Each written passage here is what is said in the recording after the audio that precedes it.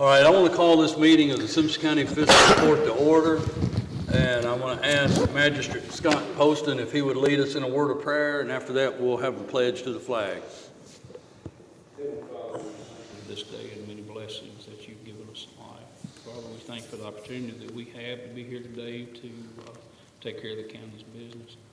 Father, we just pray that you'll be with all the folks that have been impacted by these terrible storms and the ones that have lost everything. Father, the ones that have lost loved ones, we just pray that you might put your kind hand upon them, comfort them as only you can.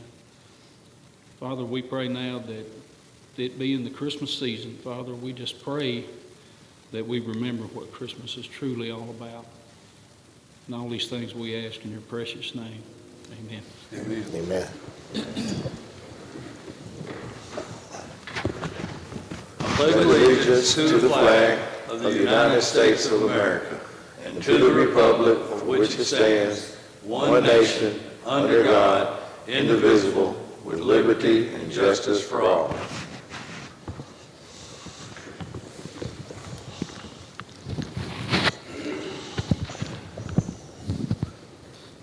All right, gentlemen, here we are 4 days before Christmas. How about that? Woohoo!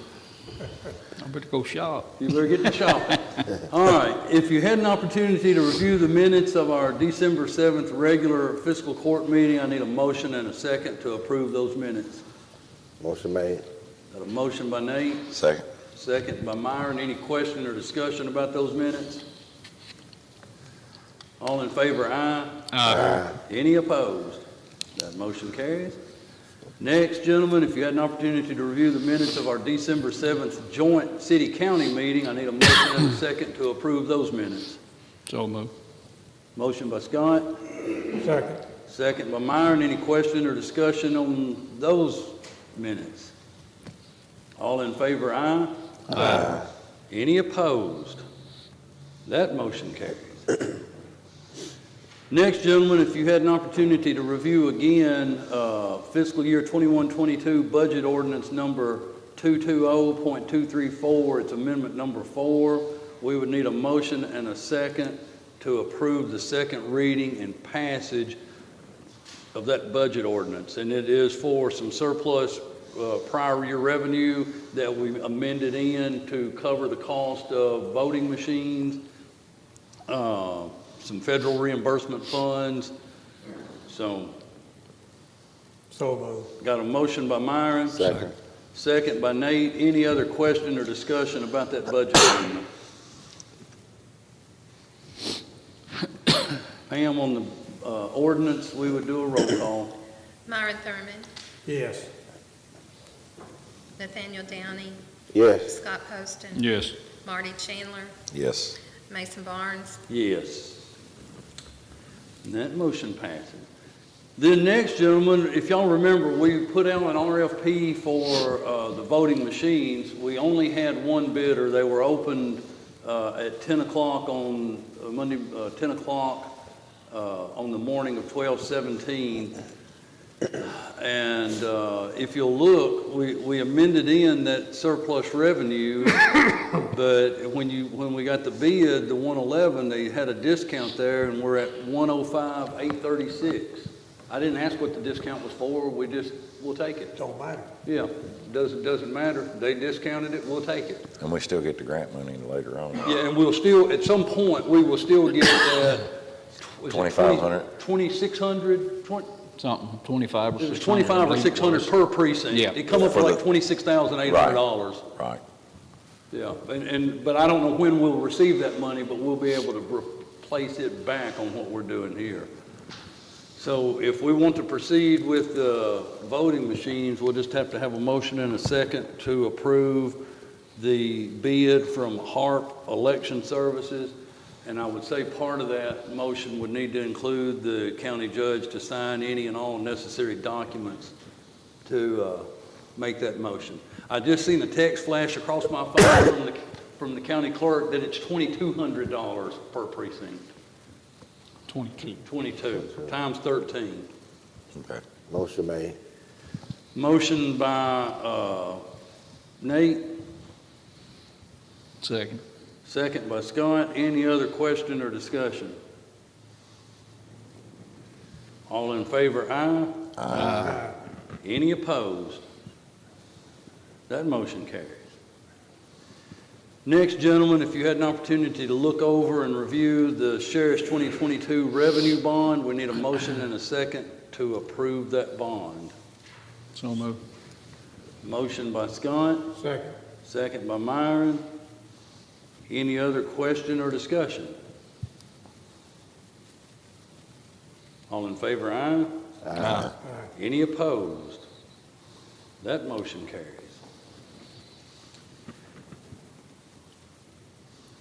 Next, if you had an opportunity to look at the resolution authorizing the county roadway maintenance program, we need a motion and a second to authorize that road maintenance program as presented and authorize the judge to sign it.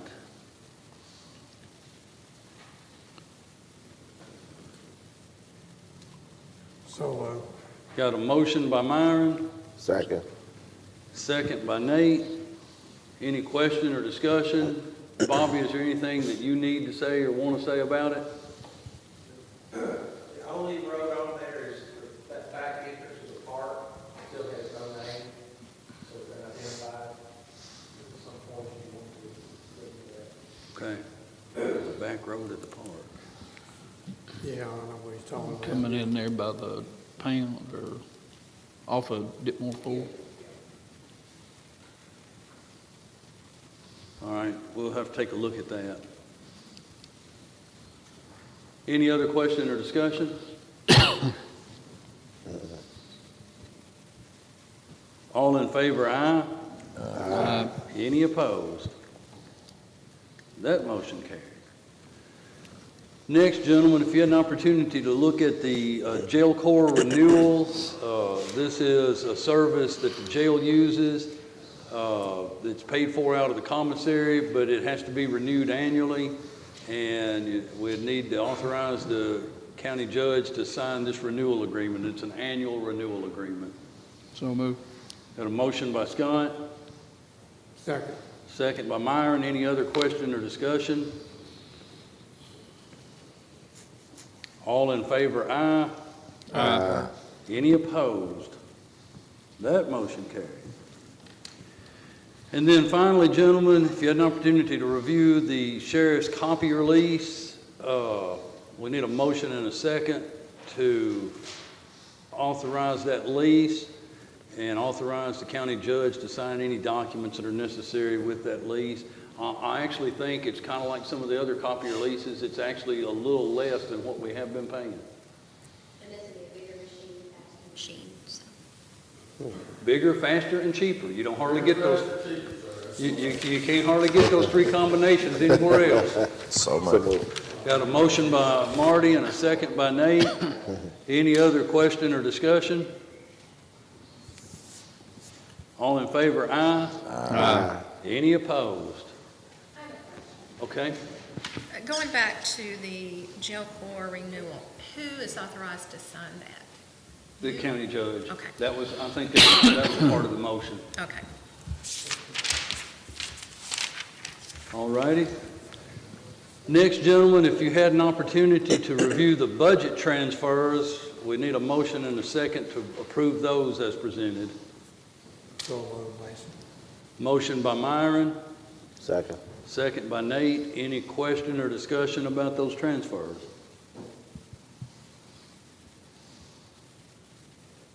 All in favor, aye. Aye. Any opposed? That motion carries. Next, gentlemen, and this is a regular recurring cash transfer here. We need a motion and a second to approve the cash transfer of $1,505.75 from the road fund to the jail fund. This is money that's coming in through the state for the road cleanup and paying the jail employee that's taking that crew out. So moved. Motion by Nate, Second. second by Scott. Any other question or discussion? All in favor, aye. Aye. Any opposed? That motion carries.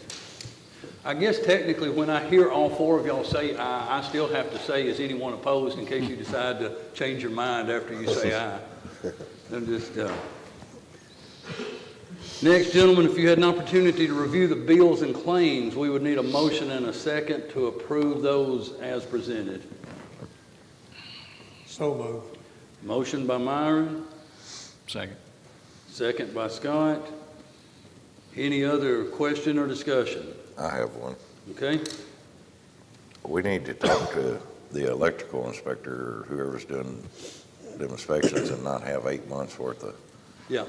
contract at one time. We, Because that's in 2 budget years.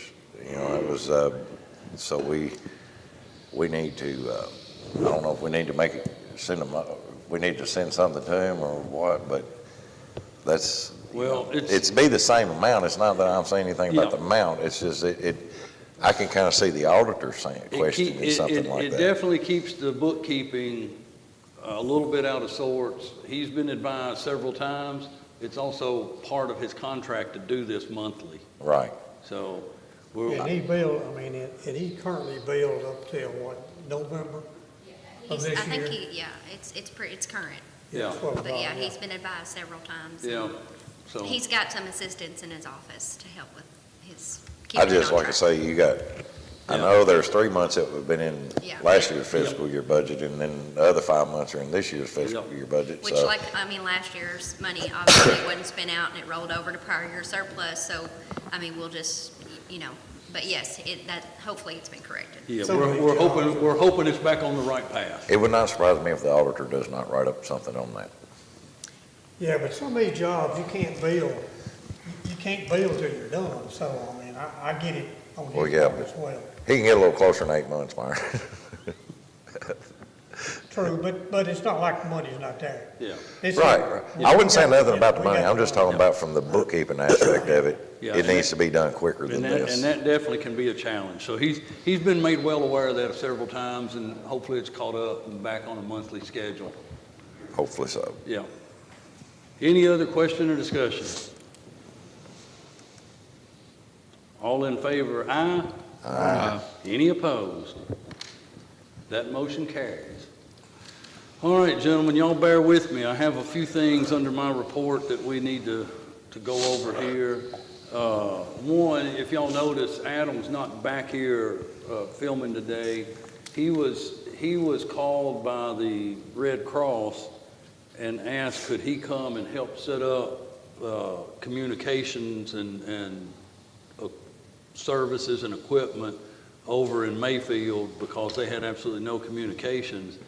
And so we said, yes, that's a great idea. So he's been over there working through the Red Cross to help get communications and things back up and going over in Graves County.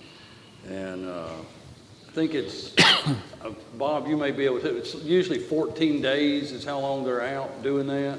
His last day will be Christmas Day. Yeah. So we were glad to send him over there. Next, gentlemen, just so y'all are all aware, it's on the portal about the RFPs for the ambulance service. We'll be tasked or have been tasked with facilitating and negotiating all of those contracts as they come in. And January 3rd will be their deadline. That Monday, January 3rd is the deadline to get those in. So as soon as we get those, we'll get them either emailed or on the portal or have them where we're able to have at least some discussion on our meeting on January 4th. Well, since we brought that up and I'm on the ambulance board, I just want everybody to know that there's going to continue to be ambulance service, but sometime in the near future, next month, there will be another entity that will be running the ambulance service. You got a medical center and other places are paying so much for their employees, and the ambulance service has lost a lot of employees.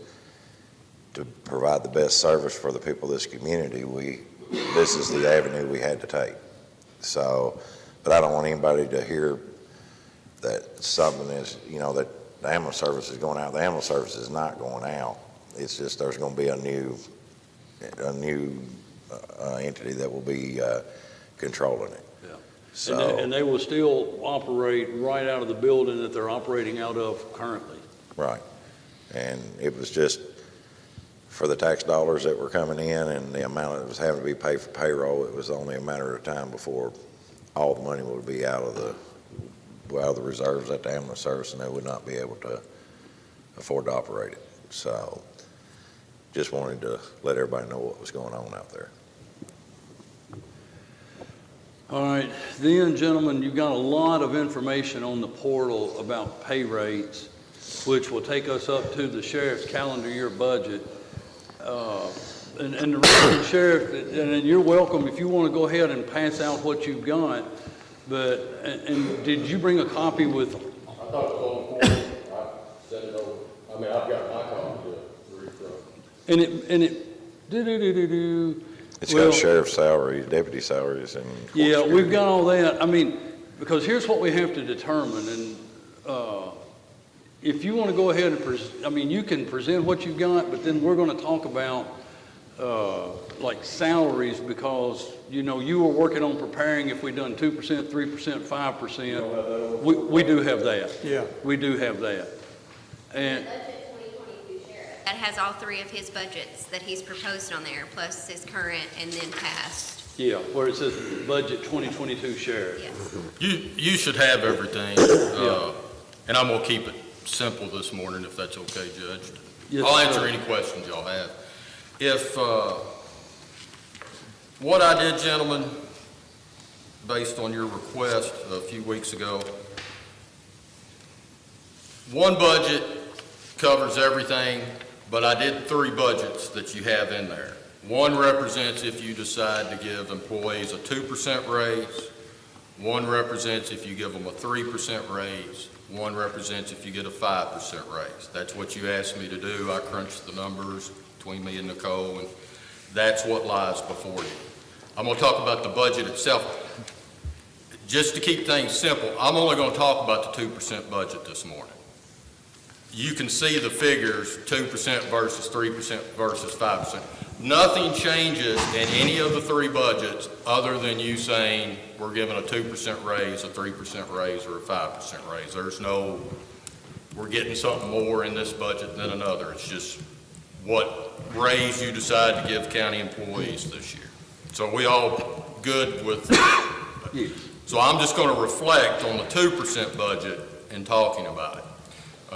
Basically what you're going to see is, and you knew this would be coming about 3 years ago, actually it's discussed for 5 years and every year it's gone up, your retirement rate. The 2% budget, there's a difference of $66,794 approximately from last year. So really what we want to answer this morning is, well, why is it $66,000 more? Approximately. Well, one of your main reasons is going to be your retirement rates. Remember, your retirement rates are going up every year. You knew 3 years ago that about $65,000 to $70,000 a year is about what they were going to go up. You guys made plans to help fund that because you realized it was going to be an ongoing cost. And boom, here we are. Retirement rates went up $59,000. So of the $66,000 difference, $59,000 of it's a direct reflection of retirement rates. Nothing we can do about that whatsoever. That's the biggest thing. There's really only three things that went up in the budget that I raised. And you're gonna, if you calculated these in your head, you're gonna go, well, those are more than 66,000. How come fiscal, how come I'm not seeing it in the numbers? It's because some of it, our income helps offset. But the three things that went up are gonna be fuel. And obviously, when I was standing here and gas was $1.78, which would have been, some time ago. Now it's $2.75 today. It's been up to $3. The $48,000 was what we used in the old budget. I'll probably have to come back to you in the next few months just to finish up that budget because we're not going to have enough to pay for our fuel from that. So about a $13,000 increase in fuel. We raised it to $61,000. There's nothing we're getting out of that other than having enough money to pay for the fuel for the cars. That's the biggest increase. Internet is one of the other things that changed. And what has happened, we have had to go to the computer age. We've got so many computers at the office that we have constantly running, doing things with. Our internet speed is too low, and we're losing too much time because of that. So we've had to increase the quickness of our computers, and that's that $638 you see there. It's going to cost us $638 more this year because we've got a faster internet speed. And then finally on phones, and let me explain this, you see a $4,500 increase on phones. That's not per se for phones. We started a project about 3 years ago of putting computers in our police cars. Now, that's not because we want computers in our police cars. I prefer not to even have them. The way policing has gone, we have no choice but to get those in there. The days of being able to handwrite a citation, they won't even take handwritten citations anymore. You've got to transmit them from your cruiser, so they go to the clerk. It bore you to death to go through all that. It's one of the boring things of policing, but the reality is we took about a $30,000 project and we've spaced it out over the years doing little steps, bit and piece, so that you've never even noticed the cost. We now have computers in our cars. We've been working off hotspots from our telephone, because your computer has to have some type to get the data and everything. The problem is, when you get out of the car and you've got your phone, that Wi-Fi hotspot disappears. So the computer shuts down. So I'm trying to deal with you. You may be the nicest man in the world, it may just be a little something, but it may be something major, and I'm trying to run things on my computer, and as soon as I step out of my car, my computer's shut off. So imagine you're at home and you turn off your computer and you restart it.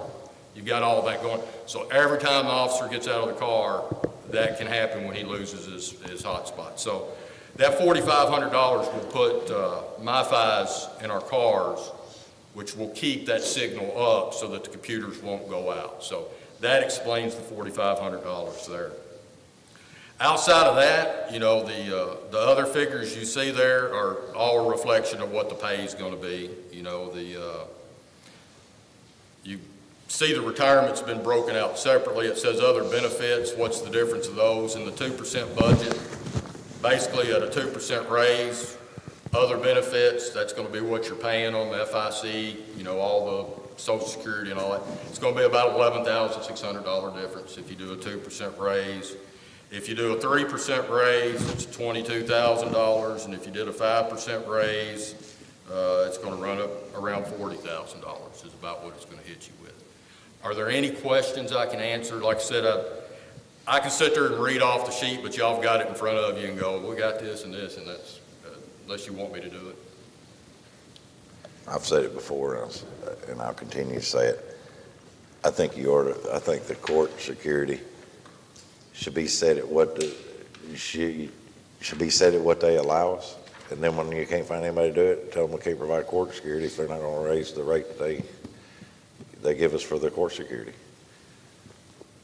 Because it's not, I mean, that was not supposed to have a negative impact on the sheriff's budget, but it does, because. Oh, it has a very negative. What do they allow them, what, $8.50, $9 an hour or something like that? The state Office of Administrative Courts is who runs the court system. Right. They pay $9 an hour is what they pay for you to have court. And none of them down there are making $9 an hour. Just so you'll know, because you'll hear me every now and then, and our rates have gotten better in all things. They're still not to the middle of the road. But if you want to go work at the courthouse part-time, and I trust you and put a gun on you and you go through the training, you'll make $11.30 an hour. White Castle starts off at $13.50. I just happened to see their sign yesterday, and they'll hire you in a heartbeat. So our pays aren't good. I totally agree with you, Marty. I have no control of the Office of Administrative Courts.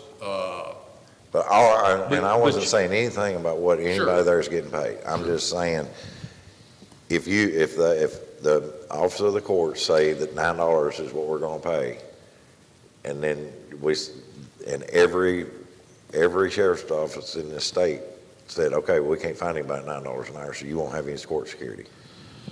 That they should have to pay what the sheriff's department's having to pay. And that's my whole point to that. The Sheriff's Association does good about arguing points for all the sheriffs combined. That is one thing that we argue in Frankfurt. You all have a legislator or have legislators that represent Simpson County. Hit them up on that. I do. I do, and I believe in that. The problem is, and I don't mean to talk bad about them, but the Office of Administrative Courts feels like sometimes they don't have to answer to anybody because they're the judges.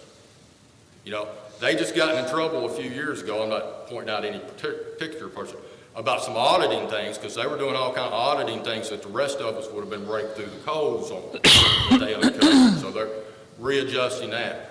Is it reasonable that they would only pay us $9 for a court security officer? Totally unreasonable. What should a court security officer start off with at a minimum, in my opinion? $15 an hour. That's what you should be making over there. Because guess what? If you're good enough to work part-time, you're not even getting any benefits. And benefits is what eats you up on these sheets. But I totally agree with you, Marty.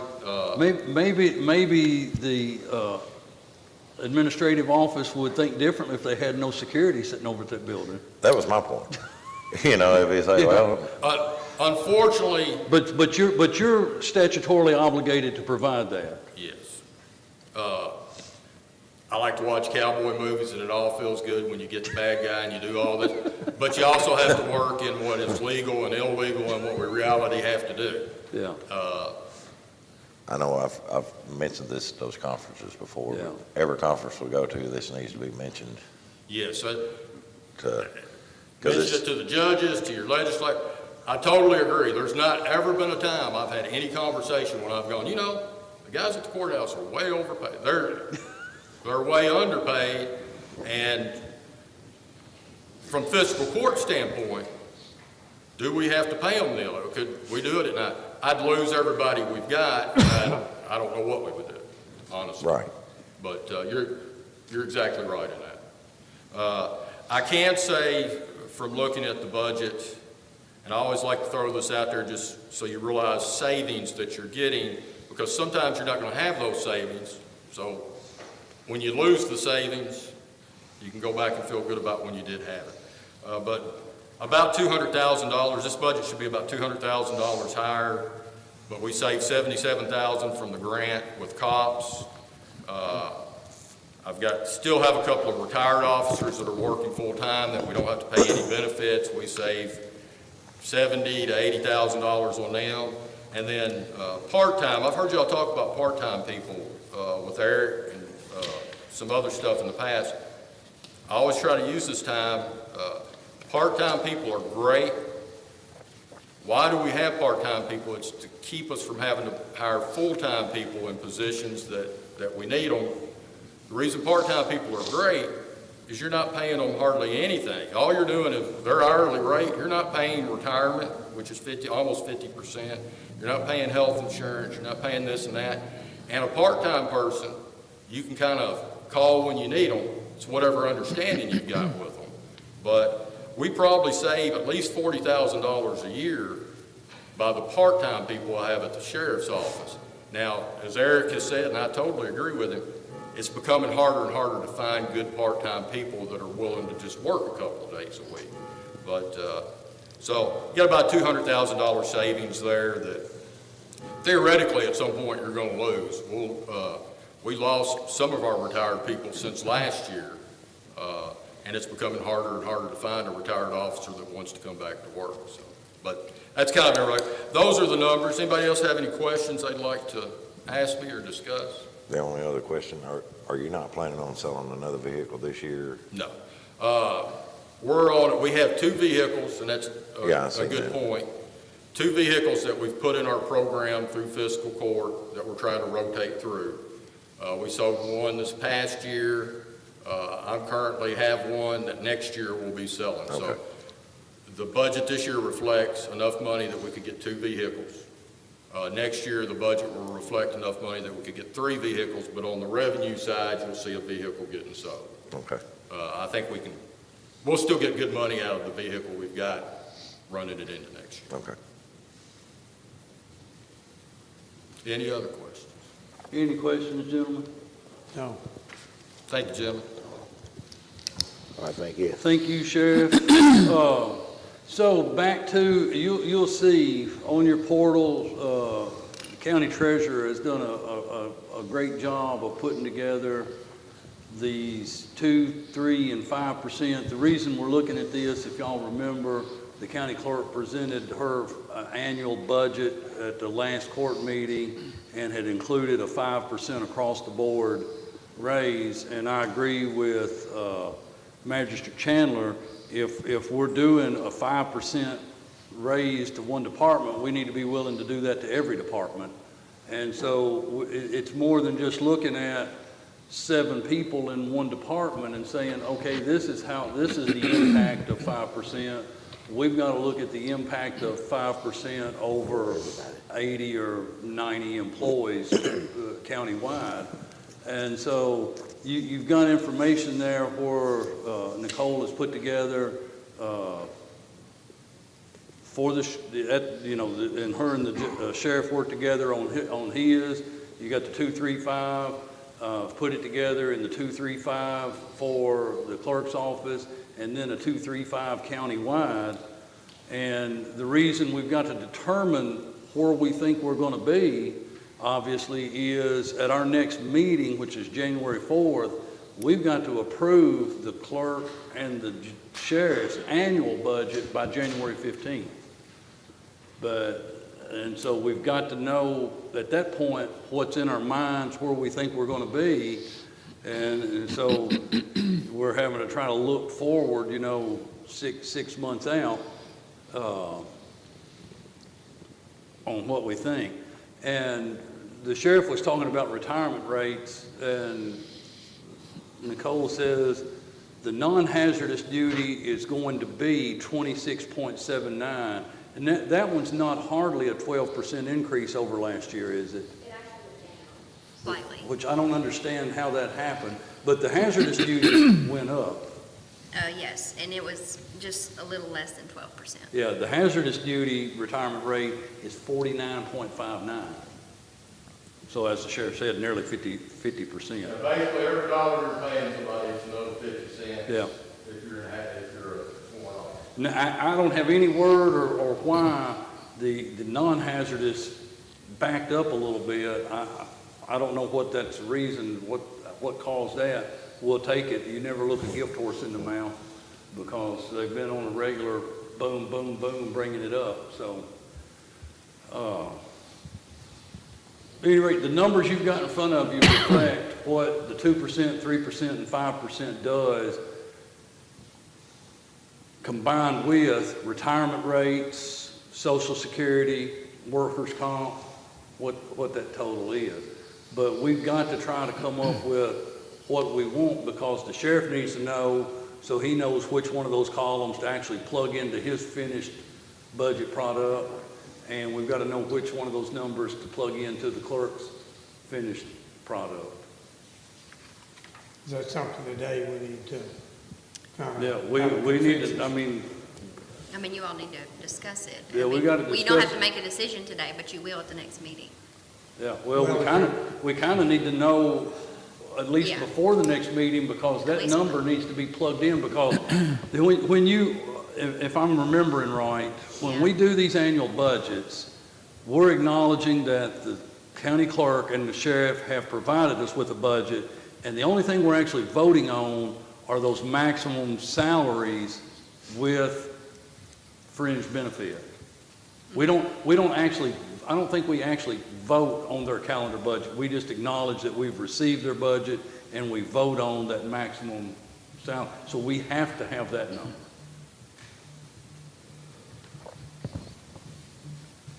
And when you start talking about salaries and pay rates and all that, it's a tough discussion, because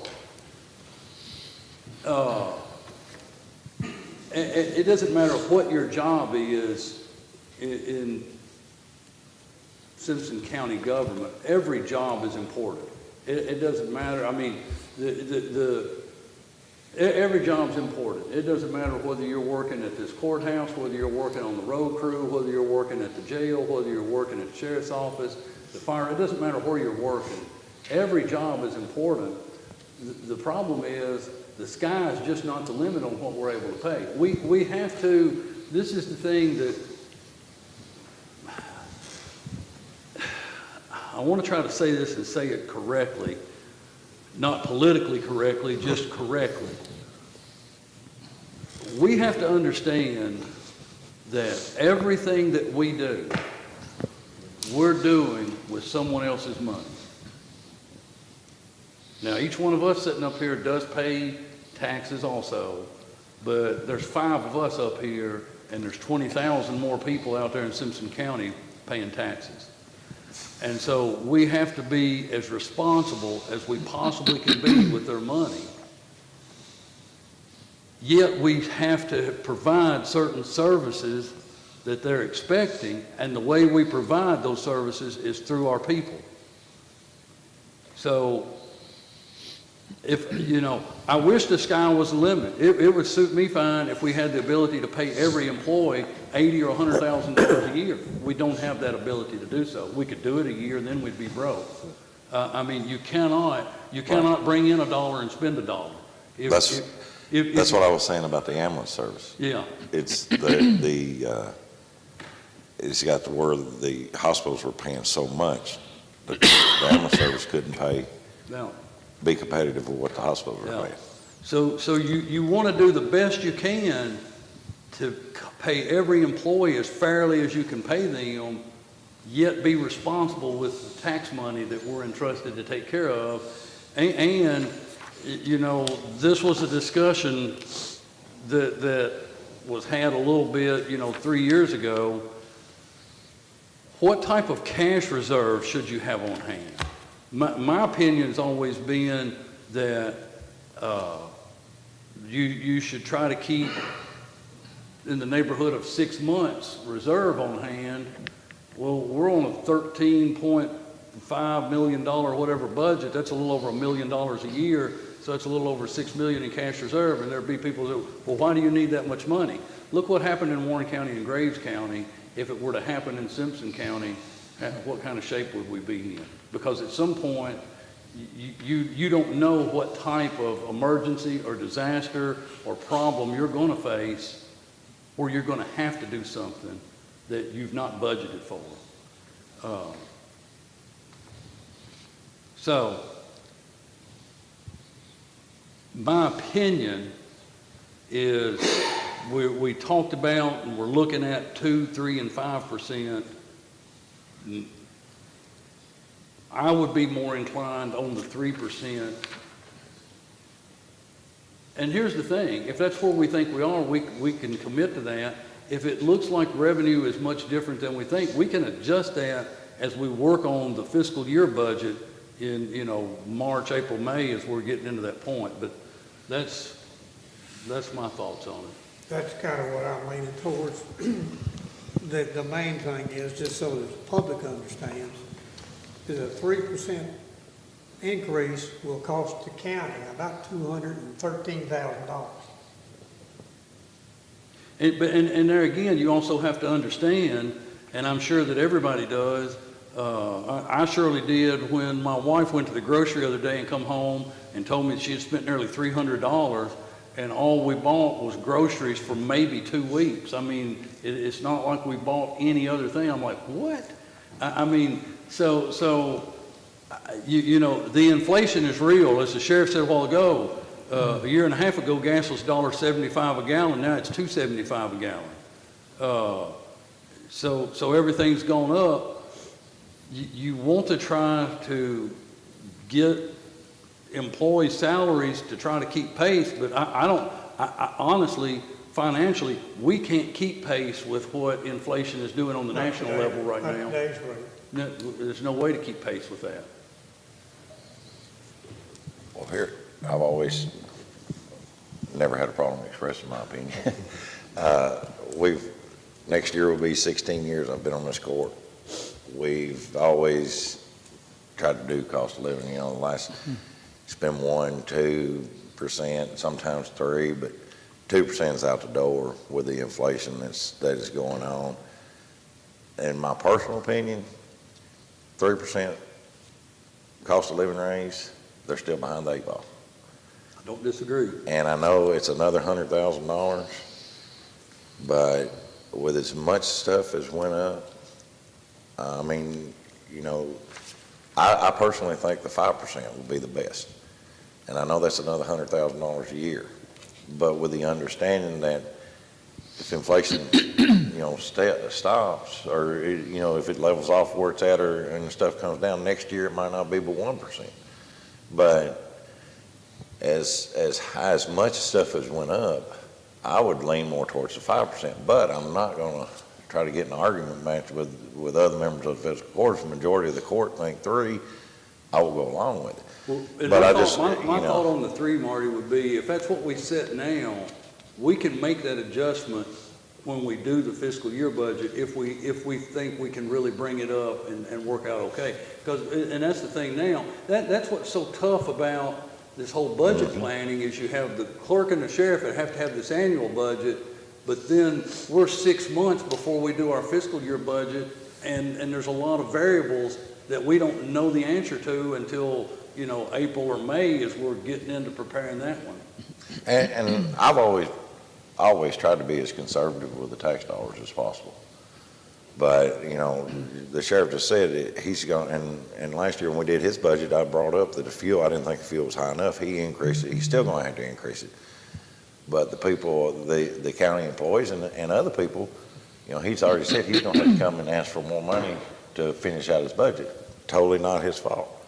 But they can't do that. They don't have anybody else they can go to and say, well, they can't come to us and say, well, fuel went up, so we're going to have more money. You know, that's the only reason I'm saying I would lean more towards the 5, but if the majority of the court feels like 3 is enough, I'm perfectly fine with that. But I just wanted to let you know why I would be leaning more towards that, because things have went up so much. No doubt. I guess my feeling towards it, when I first looked at this, the 2, 3, and 5, you know, I guess I was more leaning towards the 3 because, you know, you don't know what tomorrow is going to hold, and whether it's tomorrow or 6 months down the road. And it's like Judge said, you know, you might want to have that cushion, and if you see the opportunity to increase it, then you can. But if you go all the way to the max, and if you get in trouble, you know, I don't think you can really go back. You can always go up, but not go back. You know, so that's why, you know, I think the 3% would be good to start out with. You know, to go with, and then if things do turn out better before deadline, then you got that opportunity to be able to increase it. You know, whether it's a 4 or 5%. I agree. I think the 3%. Now, we've done this before. I believe we started out with a certain percentage, and then we did raise it. And 5% is just, I'm not saying that everybody's not worth it, but, you know, it's just at this time, I think we should do the 3, and we'll just look. And if we can go up, we'll do it. Anyone else? All right, we'll get those numbers plugged in, and we'll have that vote at the next court meeting after the new year in 2022. All right, I got some papers for you guys. Y'all remember a few meetings back, we had representatives of the Parks Department here, and we told them to let us know if they had needs. Well, I got this letter, we received it December 10th. So that would have been, right after, it would have been 3 days after our last meeting, I received this letter. So there are some things that the park is saying that are big items that they feel like they need, and it totals to $150, $170, almost $200,000. Well, there's 2 things that there's no numbers on, so it could be better than $200,000. But I just wanted you guys to have that. And another discussion would be that the thought of the park actually operating under county government rather than under the operation of a board.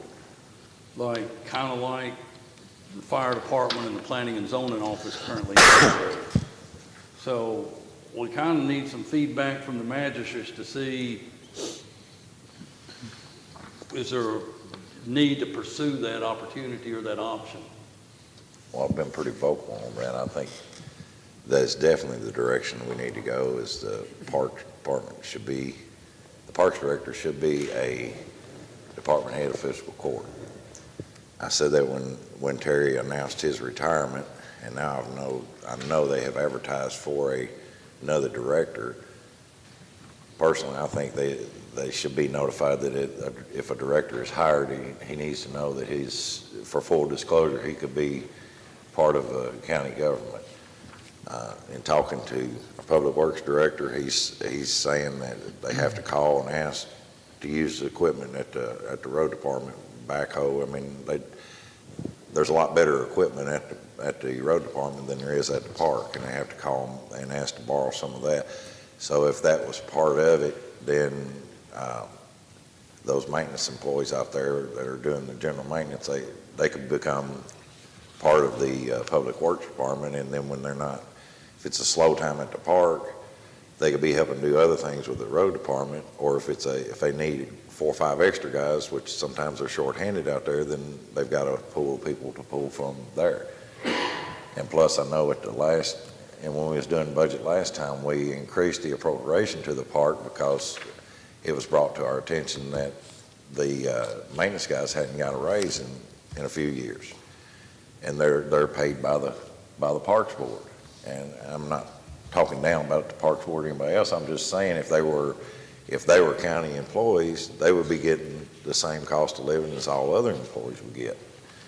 So I think it would be a win-win, and I know, and it would be a win for the community because there's things that it would be easier for fiscal court to do capital improvements. They wouldn't have to send this letter if we were working directly with a department head, and we could do some long-term planning. I know fiscal court 4 years ago or 5 years ago, or whatever, we put money in there for capital improvements, but they had to work on it, bring it up, and then we kind of approved what they could spend the money on.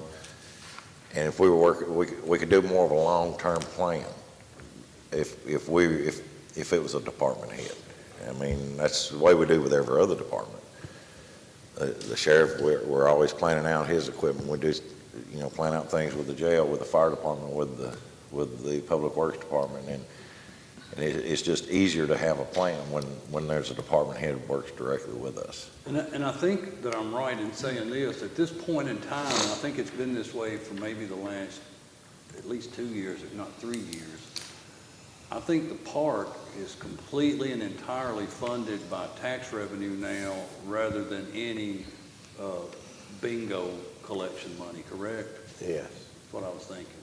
Now, we will have to have an interlocal agreement with the city if the city wants to continue participating in the park, which I can't see anybody at City Hall saying, no, we don't want to do that, but because I think now they pay the insurance on the employees out there, but the park reimburses it, which the city funds half the park, or a portion of the park. I think it's half. Yeah, I think and the county it's supposed to be a 50-50, but anyway, the city's funding, and then the parks turn around and paying them back for the insurance. So it's kind of they're just swapping money there.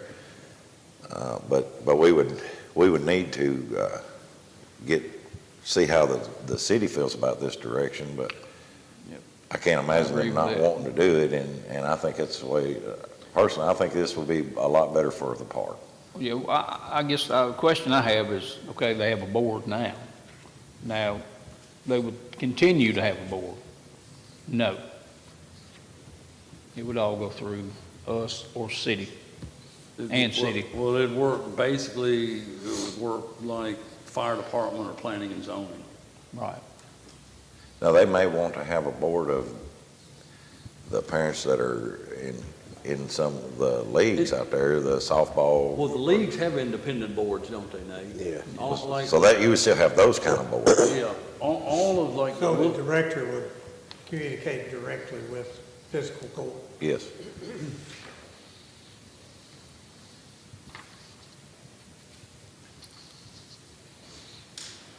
But to pursue the discussion, we need to, I think it warrants looking into that direction. So our maintenance department at the park would fall under Public Works, correct? for the most part. For the most part, and then you would have a parks director that would coordinate any type of events or sporting events and things of that nature.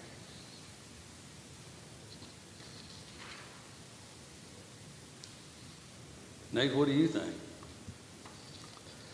Well, if it's gonna become a change, and since the city is in on this with us, and then, Terry's about to, retire here soon, something's gonna have to happen in a hurry, you know, because it just can't be us talking. Yeah, If the city is in on it, and then next month is the month when he's supposed to be, taking terminal leave or something until all his days is, used up. yeah, I guess the biggest question is, do we feel like that this something that warrants a discussion where we could possibly have a change, or should we just leave it alone and just let what happens happen? It's always that opportunity to, look into moving in another direction. You know, Well, you're on the Parks Board. I mean, do you feel like this would be beneficial to the parks? I think it would be if it's looked all the way through and then organized the right way, Okay. you know. But if it's gonna be a mess, you know, Well, I agree, we don't want a mess. Yeah. We have enough unintended messes without making an intentional But mess. if you got like a parks director that's reporting to us, but Bobby's crew or the workers at the park now will go to Public Works, and the director and Bobby, I mean, who's gonna Yeah. direct the folks? When you say public works, you're talking about stuff like keeping the grounds mowed, and I don't know what all happens, but if a water line were to burst Sure. somewhere and you've got to dig it up, the maintenance guys will do it. The day-to-day function of the park would still be a director. to Their organize- director. To organize how all of these leagues happen, or activities that may be planned at the park and all of that. You know, and Marty's, one point that Marty made is really good, is if they are actually county employees, you don't have to, and you've got good employees working, you don't have to go 3, 4, 5 years, you don't get a raise, and you're saying, hey, we don't have enough money, we've got to, set aside another certain amount of money just to get these guys raised. They'd be getting a part of the raise that every county employee got on an annual basis. I know when I was on the Parks Board, their equipment was one of the things that they were talking about. They was having to try to they was trying to figure out how to pay for a backhoe or try to pay. Right. Well, if we've got that kind of stuff to pull from, then, the parks will still have to have their mowers that won't be used at the road department. But they wouldn't have to have a dump truck, and they wouldn't have to have a backhoe, and they wouldn't have to there's certain things they wouldn't have to have because that could be used at more areas than just the park. Well, we need to get input from the city. Right, but the question here today is. I think we need to be. And I think I'm not against I think looking I'm hearing into all of you say, some I think this warrants changes. a discussion, and I know what Nate's saying, it is time sensitive to a degree, but if the board, let's just say this happens, But let's say it doesn't happen until late winter, early spring.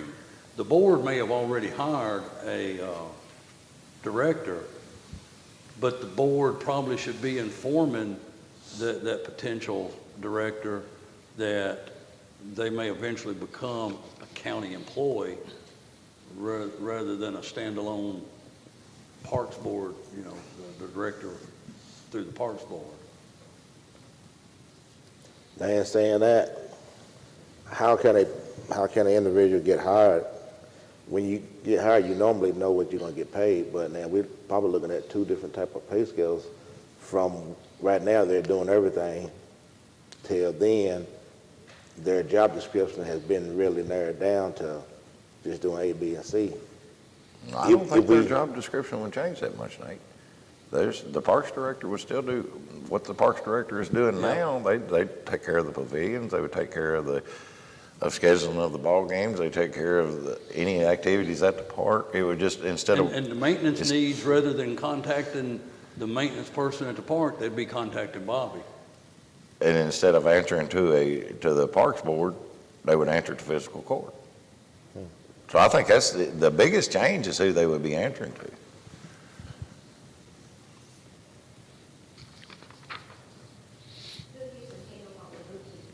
Like the bill paying and payroll and all that stuff? That's my question. Well, The county treasurer will No, be. I understand that I'll eventually Yeah, get it, or will get it, but I mean, who has that job at the park now? Well, I guess it's a combination of the director, and the director's assistant is probably the one that Okay, handles see, all I that. just wasn't sure. I wasn't sure if the director had a part in all. And I would think it would still be a little bit of like basically what happens with with like at the jail, the sheriff's office and the clerk. They each have someone in there that is taking care of like their portion to get it over here, so you're able to get it into the big picture of what's going on. But that job, that's why I'm just saying that whoever does that job, that, as Nate said, may be narrowed down. I don't really see anybody losing a job out there. I think they would still have to have somebody out there to answer the phones, to help with bookkeeping and things of that nature. I don't really, basically all it is just the Parks Board's only source of income is fiscal court and city commission. It's tax revenue. Yeah, and they constantly have to keep coming and asking, and some years they may not need as much as the other year, but we can still have a line item in our budget just like we do now. And I think it would, and then if people don't like what's going on at the park, those people are appointed, we're elected. They can have a lot more say when it comes to talking to your elected officials than your appointed members. Yeah. So I think I'm hearing y'all say, and I don't want to put words in any of your mouths, but I think every one of you, if I'm hearing right, are saying, hey, this could make sense. I think we probably need to talk about this. I don't have a problem talking about it. Huh? I don't have a problem discussing this And I'm talking about it with the city. with the city. If we can get them, Right. we need to get them to Right. schedule. Yes. I mean, I don't like having all these special called joint meetings, but this is something we do need, as Nate said, we do need to meet and talk about fairly soon. I mean, we don't have to do it before the new year, but I think we're gonna need to pretty soon thereafter. Yeah, you're right.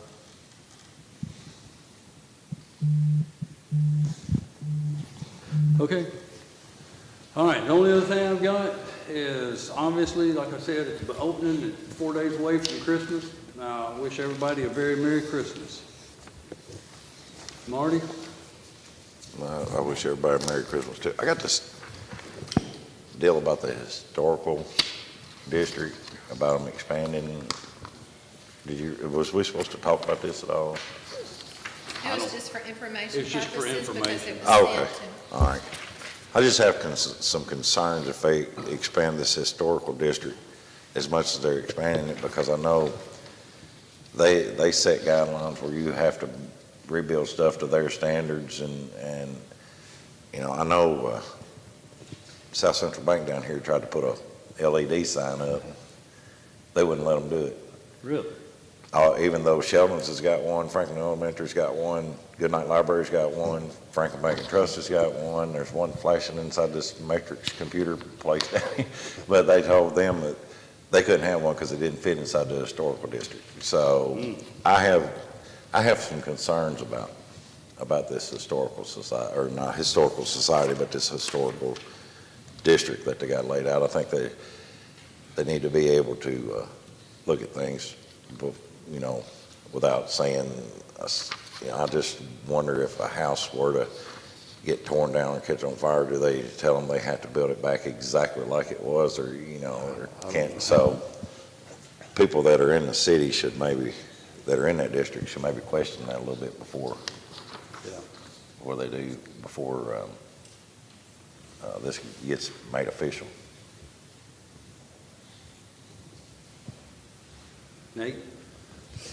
But the only thing I have is that everything is going good down with the Boys and Girls Club. They did have their Christmas party for the kids last week. You know, the kids got toys, you know, so they all was happy, I heard. You know, like they usually is, everything. And employees, they're doing good down there, you know, and the staff and all.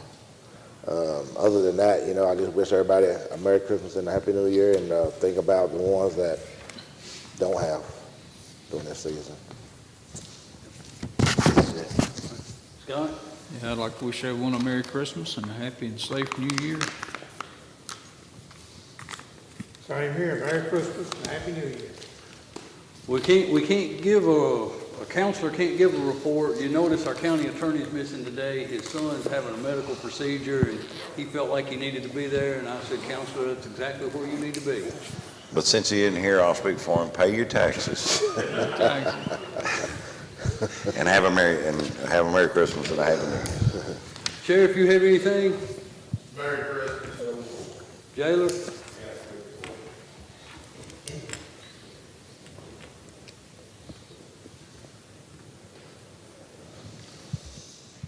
won't take much of your time, I just want everybody to know what's going on here. Last week, I talked to a few of y'all about what was going on at the jail as far as our numbers. We were holding about 344 for a long period of time. When that happens, we have there's a breaking point at the 320 mark. We have to add, you know, a part-time. We were talking about part-timers. I had to plug some part-timers, so you're going to see that part-time pay go up a little bit, payroll go up a little bit. Since then, of course, we were running about 100, I think it's 111, is it, what I said, 112 county inmates. So, you know, we're not used to that.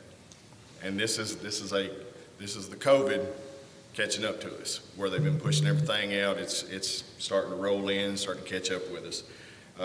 So we got a few minor issues with that. Today, we're running about 310, 238 on the state side, around 70-ish on the county. So we're trying to get the people out that we can get out. DOC did call us this week, and they pulled 10 from us. That's the first time that they pulled from us in that long, well, since 2020. So we've been fortunate there. Luckily, we have a good rapport with the person that pulled, so we're going to be all right. Numbers are good. Money's good. I'm hoping we're going to come in under our budget.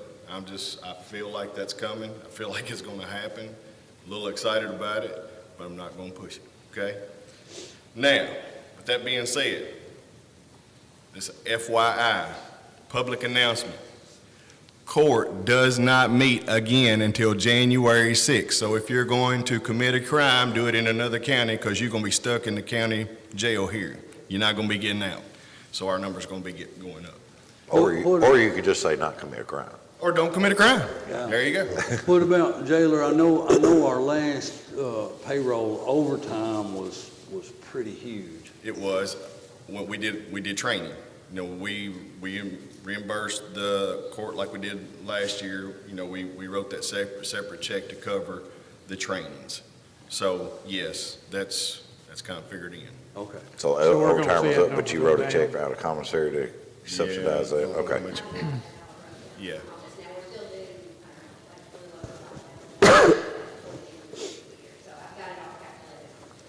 Yeah, so we're right in line.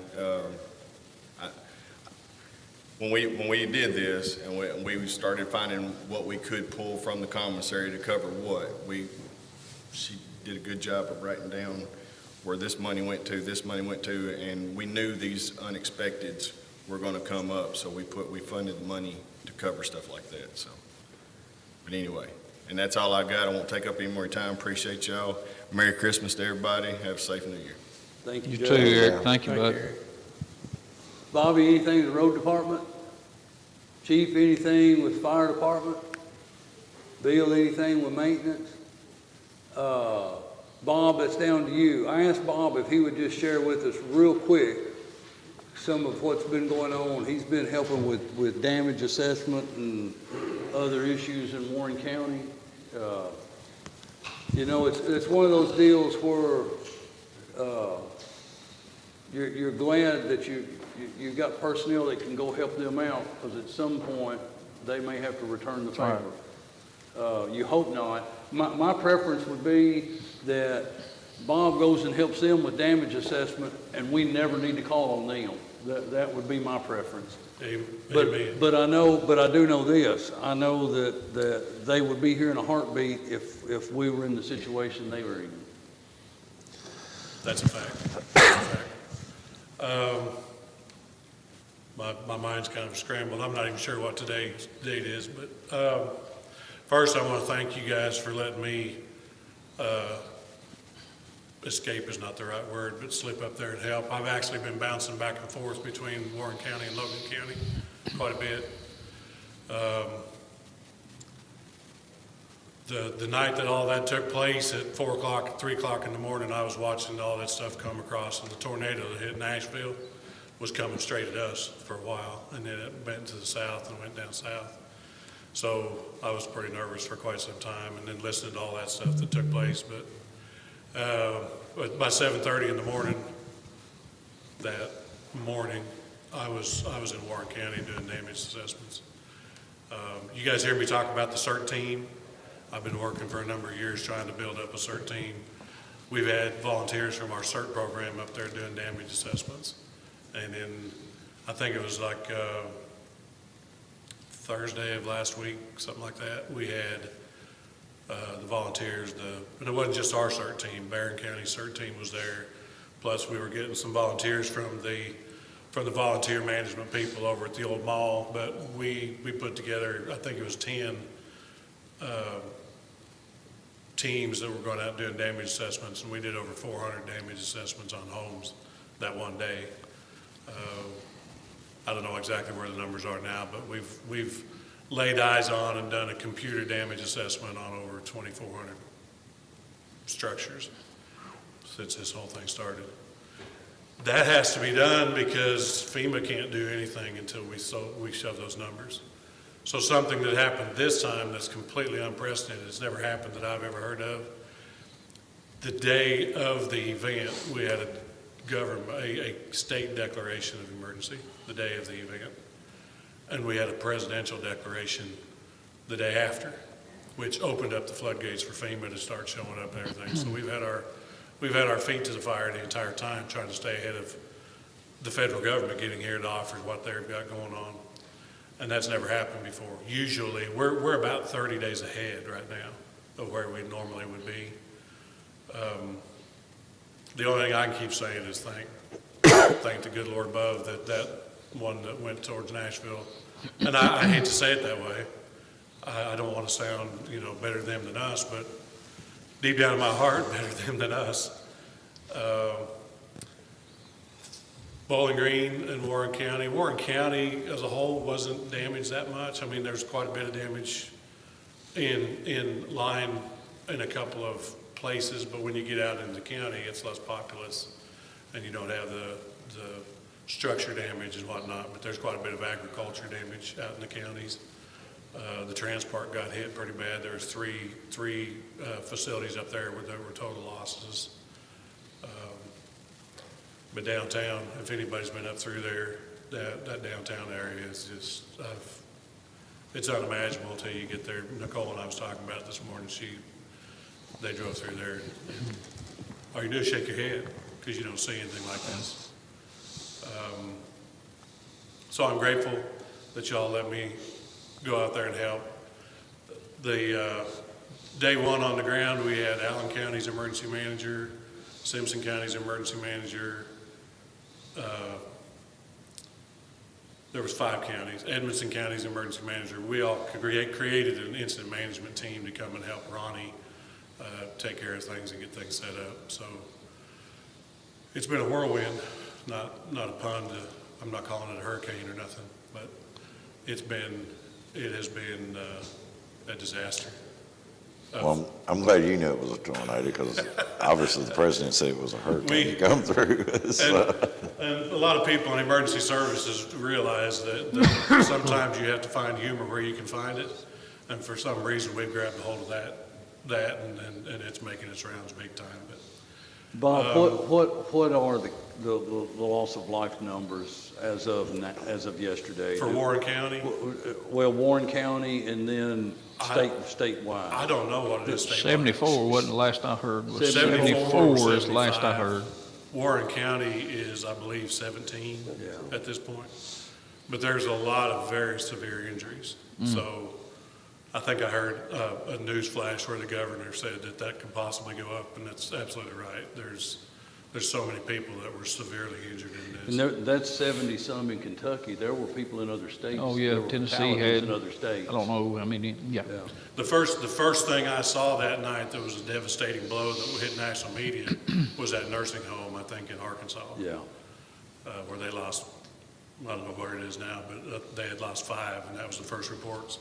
And to sit there and monitor, Nelson's been up to help me do this a number of times in the past, and it's hours of just boredom for a very short amount of excitement when the system comes through.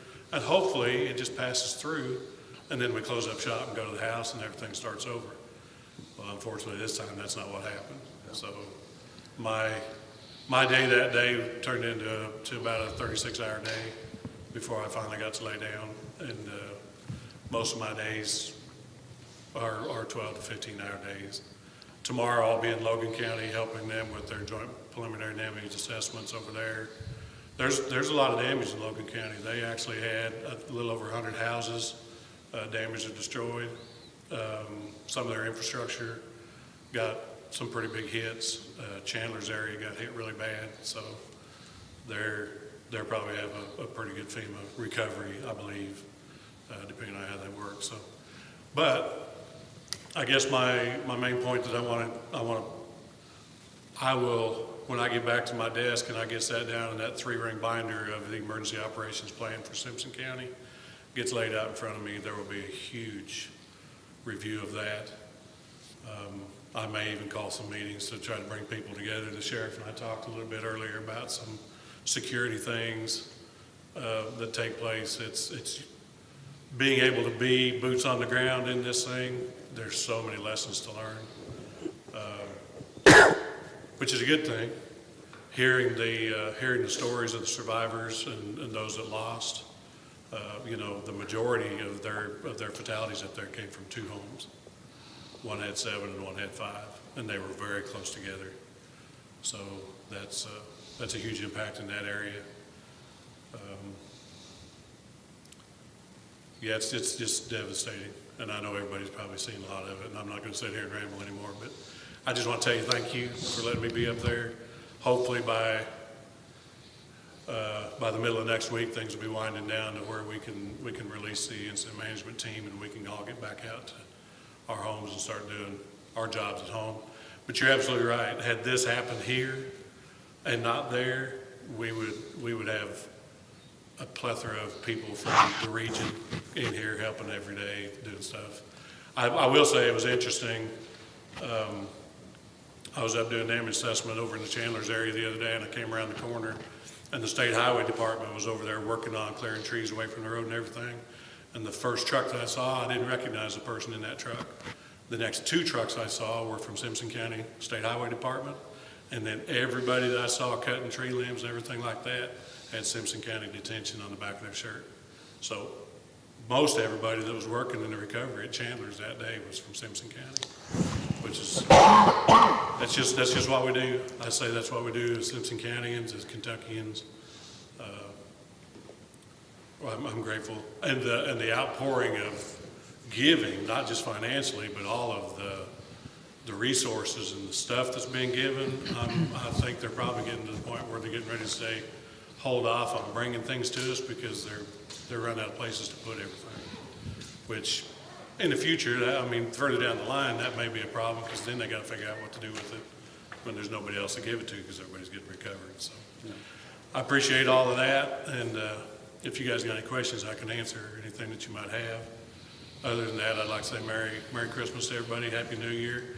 And I've heard that the guy in the red suit may be wandering around the square on Christmas Day from like 2 o'clock till sometime in the evening. I've heard that from a pretty good source. So if anybody wants to come and get pictures with Santa Claus, I think he'll be here Christmas Day after 2 o'clock. There you go. So thank you. All right, thank you. Hold. If nothing else, I just need a motion to adjourn. Motion to adjourn. Nate made the motion. Second by Scott. All in favor, aye? Aye. Any opposed?